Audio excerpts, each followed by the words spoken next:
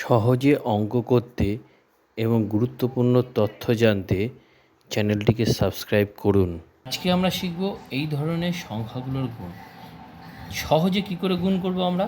প্রথমে শেষের দুটো সংখ্যাকে গুণ করব। 2 দুগুণে 4। এবার শেষের যে সংখ্যা থাকবে তাকে আবার 2 দিয়ে গুণ। শেষে আছে 2, 2কে 2 দিয়ে গুণ করলে 4। এবার প্রথমে দুটো সংখ্যা 11, 11, 11, 11, 121। তার সঙ্গে কী হবে, লাস্টের সংখ্যাকে 2 দিয়ে গুণ করে যেটা হবে সেটা যোগ। 2 দুগুণে 4, তাহলে কত হলো? 125। এবার এটা দেখি, 3 তিরিক্ষে 9, 3 দুগুণে 6, 11, 11, 121, 3কে 2 দিয়ে গুণ 6, তাহলে কত? 127।